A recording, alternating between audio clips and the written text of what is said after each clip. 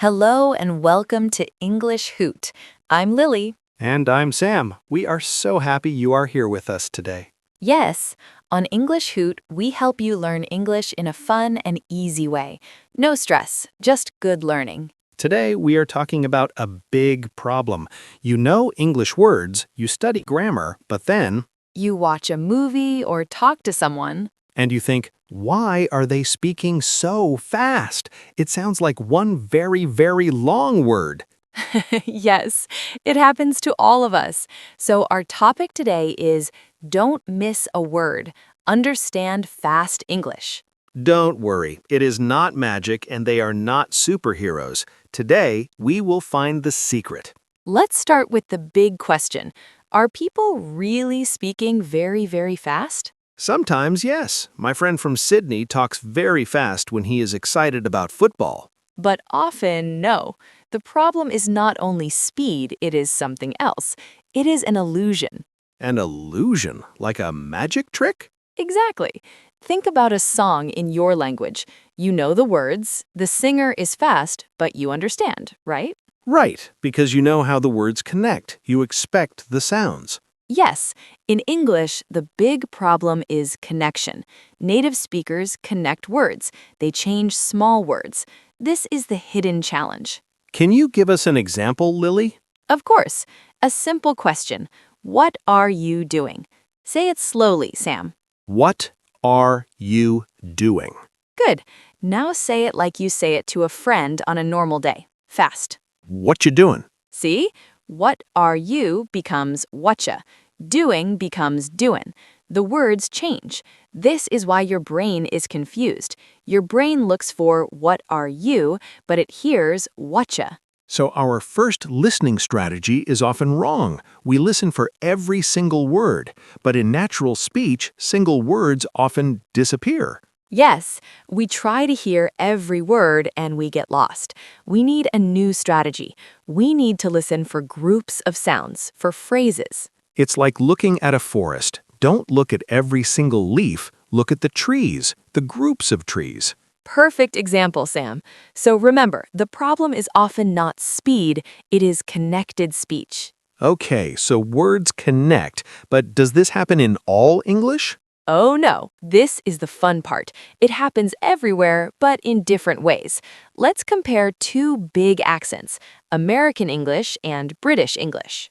I love this. Let's start with American English, like in movies and TV shows. In American English, linking is very important. Words connect smoothly. Also, the T sound in the middle of words often changes. It becomes a soft D sound. Give us an example, please. The word water. In slow, careful speech, it is water. But in fast American speech, it sounds like water. I want some water. And the word butter sounds like butter. Yes. Also, small words get reduced. To becomes ta. For becomes fur. You becomes ya. So I'm going to the store for you sounds like I'm gonna to the store for ya. Gonna for going to. Everyone knows that one, but it helps to hear all the small changes. Now, British English. It is different. The T sound usually stays clear, but other things happen. The melody is different. The intonation goes up and down more. And sometimes they don't say the R sound at the end of a word. Correct. In many British accents, car sounds like ka. Water sounds like wata. They also change some vowel sounds. The word bath has a different A sound than in American English. Let's do a real-world example. How about the phrase, I can't believe it? Okay, in casual American English, it often sounds like I can believe it. It sounds like I can believe it, but it means can't. That is tricky. It is because the T in can't is often not strong. You need to listen to the context. In British English, you might hear, I can't believe it. The feeling is different. The sounds are different. This is so interesting. It is, and this is only the start. There are so many accents. Before we continue, listeners, we have a question for you. Yes, think about the movies or shows you watch. Do you watch more American English or British English? Tell us in the comments below this video. We read every comment and we love to hear from you. Don't be shy. Your answer can be short. Just write American or British, or tell us your favorite show. It helps us know what you like. Now, let's talk about more accents from around the world.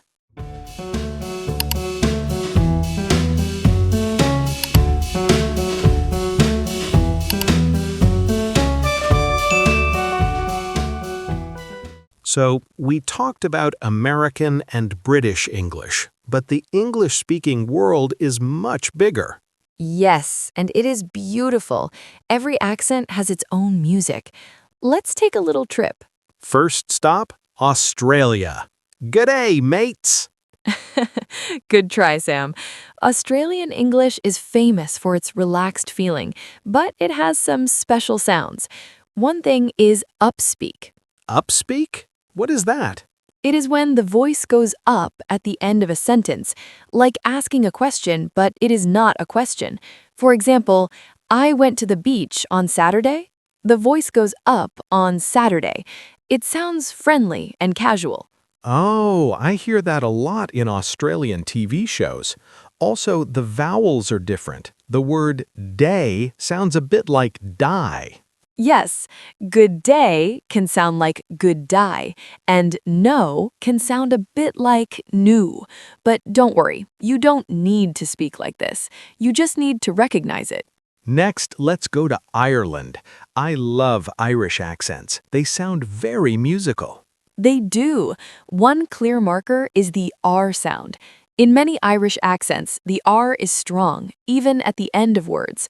The word car has a strong rolling R sound. Car. Also, the th sound sometimes changes.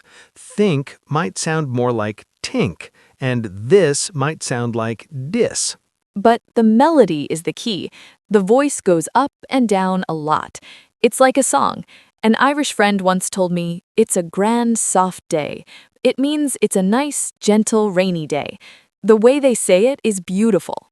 Now, north to Canada. My cousin lives in Toronto. Canadian English is close to American English, but it has its own quirks. Everyone knows about A. It's cold outside, eh? It's like saying, right? Or don't you think? Exactly. It's a friendly word. Also, there's a famous vowel sound. Canadians say about and house a bit differently. It sounds like a boot and hoose to some ears, but it's a very subtle sound. So, I'm out and about is a classic Canadian sentence to practice listening. Yes. The important thing is, don't be afraid of different accents. They are not wrong English. They are just different. Exposure is key. Listen to a little bit of everything.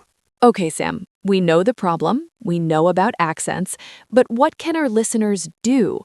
How can they train their ears? Time for the practical toolkit. First tool, active listening drills. Lily, what does that mean? It means listening with a goal, not just listening to background noise. Choose a short audio clip, maybe 20 to 30 seconds, from a podcast, a YouTube video, or a TV show. And then, Listen 3 times. First time, just listen. Don't worry about understanding. Second time, listen and write down any words you do understand, even if it's just and or the. Third time, read the transcript if you have it. Then listen again. Now you connect the sounds to the real words. this is powerful. You see the difference between what you thought you heard and the real words. Yes. The second tool is my favorite, shadowing and mimicry. Shadowing? Like following someone? Exactly. You listen to a sentence and you try to say it exactly at the same time as the speaker, like an echo. You copy their rhythm, their sounds, their melody. We can try a simple one, a common American phrase, I don't know what you want. Say it slowly first. I don't know what you want. Now say it fast and connected. I don't know what you want. I don't know what you want. Good. This builds phonetic muscle memory. Your mouth learns how to make the sounds naturally. And if your mouth can do it, your ear will recognize it better. Perfect explanation. The third tool is immersion hacks. You don't need to live in an English-speaking country. How? Change the language settings on your phone for 30 minutes a day. Listen to English music and read the lyrics. Watch your favorite show, but put on English subtitles, not subtitles in your language. And talk to yourself. In the shower, describe what you are doing. Now I am washing my hair. The water is warm. It sounds funny, but it works. It really does. The goal is to make English a normal part of your day, not just a study subject. Let's do a quick review. Tool 1, active listening with short clips. Tool 2, shadowing to copy the music of the language. Tool 3, small immersion hacks in your daily life. Start small. 5 minutes a day is better than 1 hour once a week. Consistency is your best friend.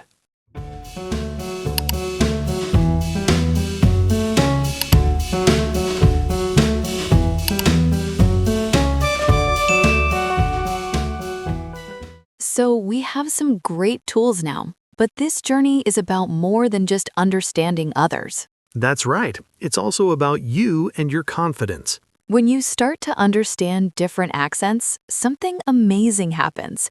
You feel less scared. Your own speaking confidence grows. Why do you think that is, Lily? Because you realize there is no one perfect English. You hear all the different ways people speak. You hear the reductions, the connections, and you think, oh, so I don't need to say every word perfectly clearly either.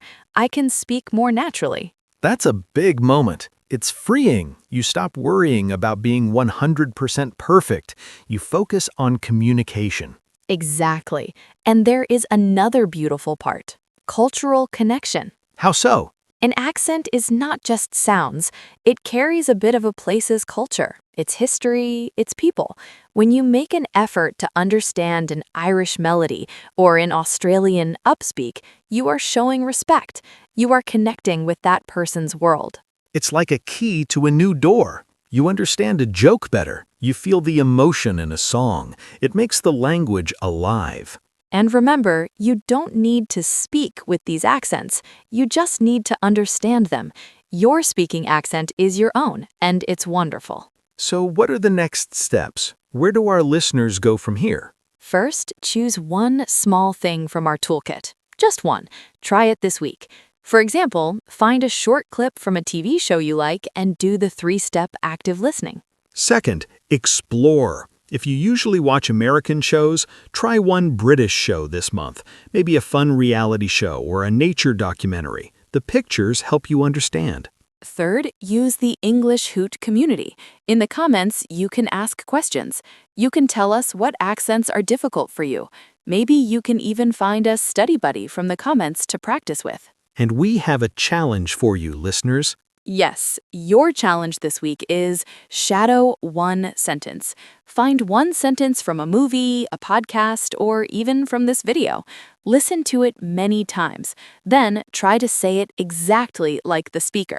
Record yourself on your phone if you want.